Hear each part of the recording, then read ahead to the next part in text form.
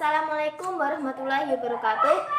Di sini dari kelompok 2 akan mempresentasikan dengan judul Desain Pengembangan Kurikulum MCNEL 1977 dan Longstreet & Sons 1993 guna memenuhi tugas mata kuliah Kajian Kurikulum Pendidikan Dasar dengan dosen pengampu Dr. Sri Utaningsih MPD.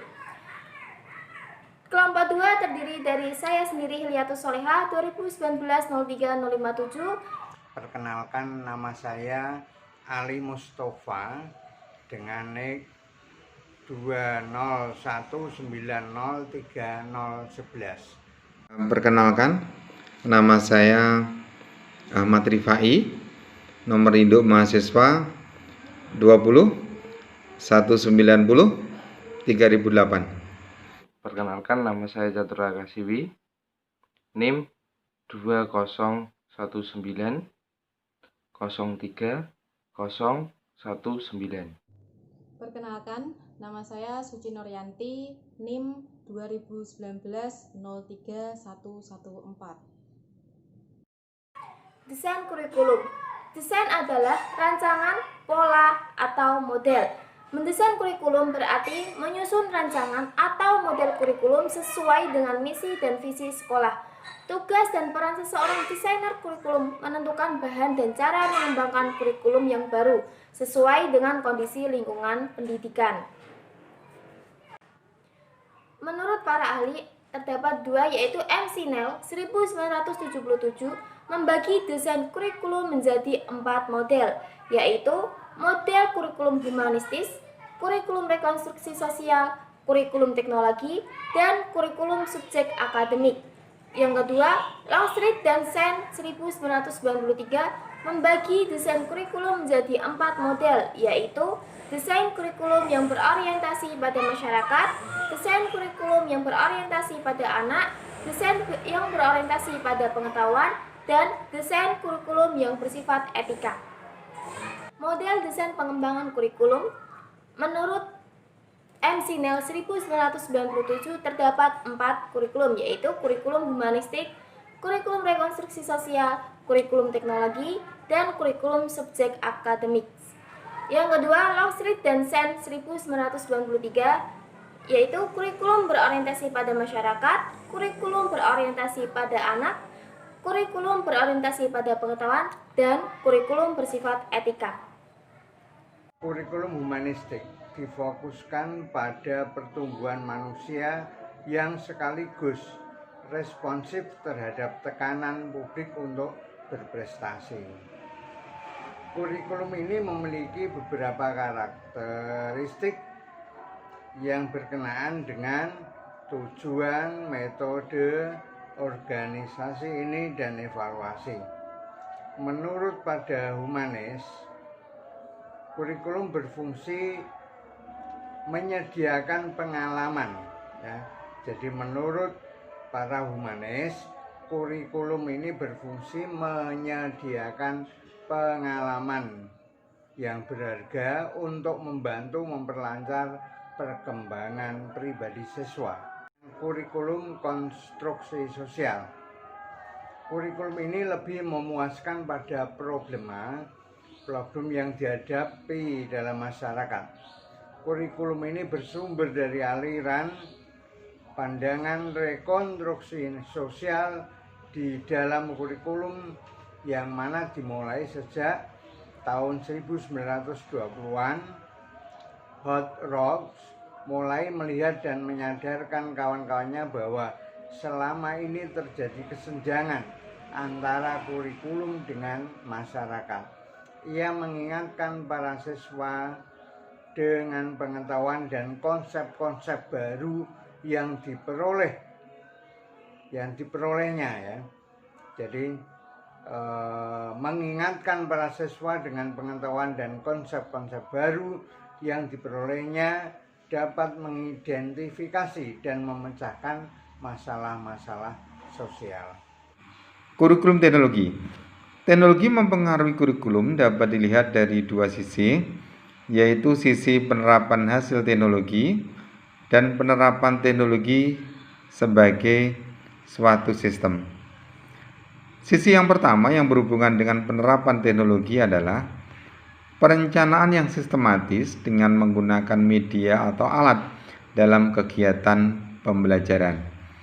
Misalkan dalam pembelajaran kita memanfaatkan hasil teknologi, misalkan ada video atau saat ini yang lagi ngetren kita memanfaatkan internet dalam pembelajaran, itu merupakan suatu penerapan hasil teknologi pada kurikulum.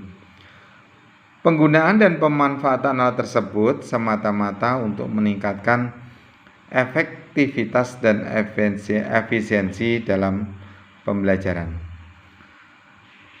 Teknologi sebagai suatu sistem menekankan kepada penyusunan program pembelajaran dengan menggunakan pendekatan sistem yang ditandai dengan perumusan tujuan khusus sebagai tujuan tingkah laku yang harus dicapai.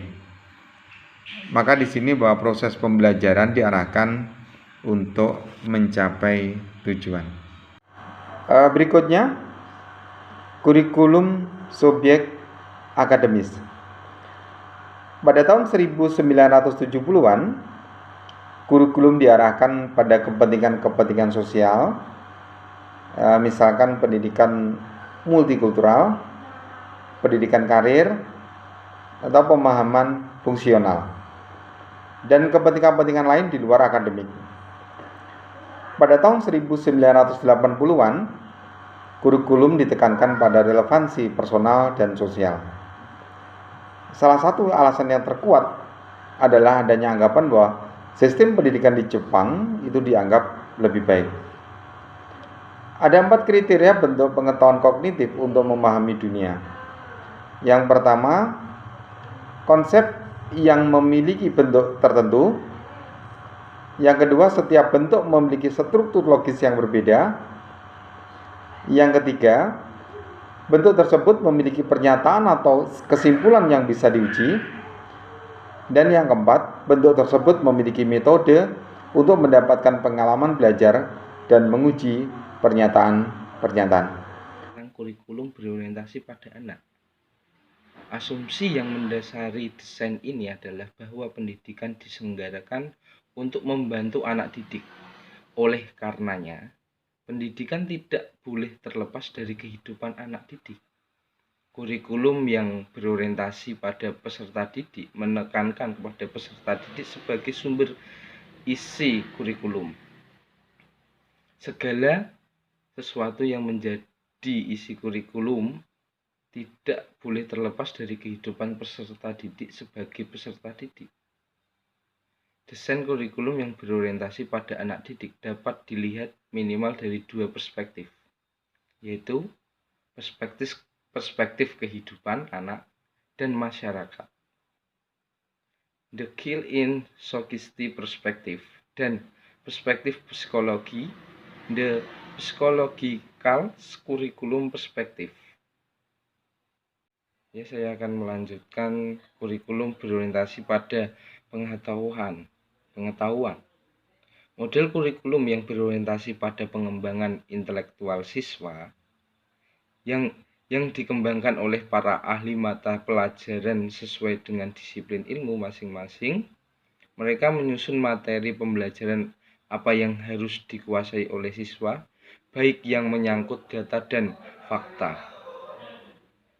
Konsep maupun teori yang ada dalam setiap disiplin ilmu mereka masing-masing salah satu kurikulum yang berorientasi pada disiplin ilmu atau disebut juga kurikulum subjek akademis adalah main course of study yang disingkat MAKOS, yang dirancang untuk memperbaiki proses perbaikan pelajaran ilmu-ilmu sosial dan humanistis. Kurikulum berorientasi pada masyarakat. Asumsi yang mendasari bentuk rancangan kurikulum ini adalah bahwa tujuan dari sekolah yaitu untuk melayani kebutuhan masyarakat. Oleh karena itu, kebutuhan masyarakat harus dijadikan dasar dalam menentukan isi kurikulum. Ada 3 perspektif desain kurikulum yang berorientasi pada kehidupan masyarakat, yaitu perspektif status quo, perspektif reformis, dan perspektif masa depan.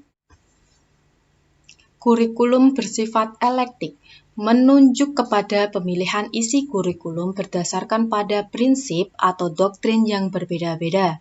Misalnya, kurikulum harus disesuaikan dengan anak, tapi juga berpandangan bahwa anak harus belajar pelajaran tertentu yang dianggap penting. Kesimpulan pada desain kurikulum ini yaitu desain adalah rancangan, pola, atau model. Mendesain kurikulum berarti menyusun rancangan atau model kurikulum sesuai dengan misi dan visi sekolah. Tugas dan peran seseorang desainer kurikulum menentukan bahan dan cara mengembangkan kurikulum yang baru sesuai dengan kondisi lingkungan pendidikan. Menurut M. Schnell, membagi desain kurikulum menjadi 4 model, yaitu model kurikulum humanistis, model kurikulum rekonstruksi sosial, model kurikulum teknologi, dan kurikulum subjek akademik. Dan menurut Longstreet dan Sain, membagi desain kurikulum menjadi 4 model, yaitu desain kurikulum berorientasi pada masyarakat, desain kurikulum yang berorientasi pada anak, desain kurikulum yang berorientasi pada pengetahuan, dan desain kurikulum yang bersifat elektif. Sekian presentasi dari kelompok 2 mengenai desain kurikulum. Selanjutnya dapat dijadikan sebagai bahan diskusi. Dari kelompok 2, wassalamualaikum warahmatullahi wabarakatuh.